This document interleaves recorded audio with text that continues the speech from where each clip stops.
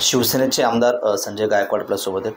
भाऊ, बुलढाणा शहरामध्ये जवळपास 4000 मतदार जे आहेत ते बोगस असल्याचा दावा तुम्ही केला, काय नेमकं प्रकरण आहे?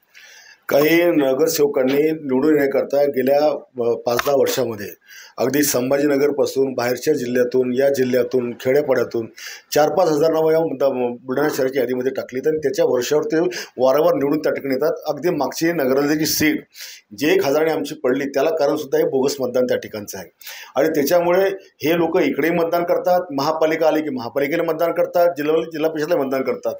आणि म्हणून मी जिल्हाधिकाऱ्याकडे आम्ही आक्षेप घेतला की बाबा डबलची नावं किंवा याला काढत नसेल तर याला काहीतरी रेड करा ना तुम्ही, की जेणेकरून समजलं पाहिजे की हे बोगस आहेत म्हणून। आणि काल निवडणूक आयोग आपले वाघमारे साहेब, दिनेश वाघमारे साहेबांना देखील मी फोन केला की अशा डबल नावांची काढण्याची तरतूद तुम्ही करा। तुम्ही डायरेक्ट सांगता की हे काढायचं नाही टाकायचं नाही, मग कालपर्यंत जे तरुण 18 वर्ष झाले त्यांचा मतदानाचा अधिकार तुम्ही हिरावून घेत नाही का? किंवा 20-20 वर्षापासून आमच्या शहरातले अधिकारी हे शहर सोडून गेले, नावं तशीच आहेत। अनेक जण, कित्येक जण मतदार आधी 10% लोक मेलेले आहेत, ती नावं तशीच आहेत, ती कधी काढणार आहेत ही लोक? एकतर तुम्ही आधार लिंक मतदानाचं कार्डशी करा आणि मृत्यूचा दाखला लिंक करा, म्हणजे आपोआप ते मृत्यू झाले तर ते डिलीट होतील।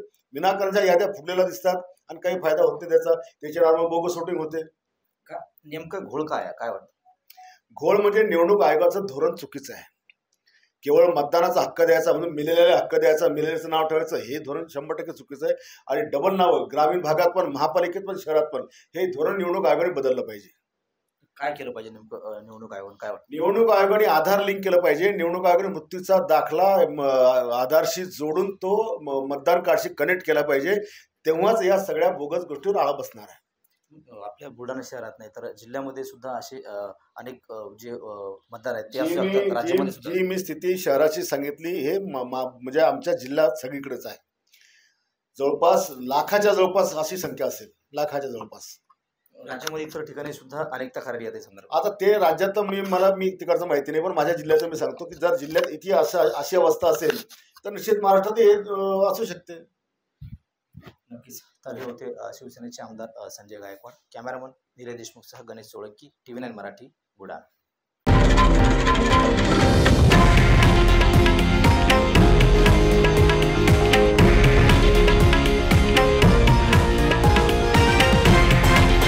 हे आहे देशातील नंबर 1 न्यूज नेटवर्क आणि आपण पाहत आहात TV9 मराठी, एकमेव।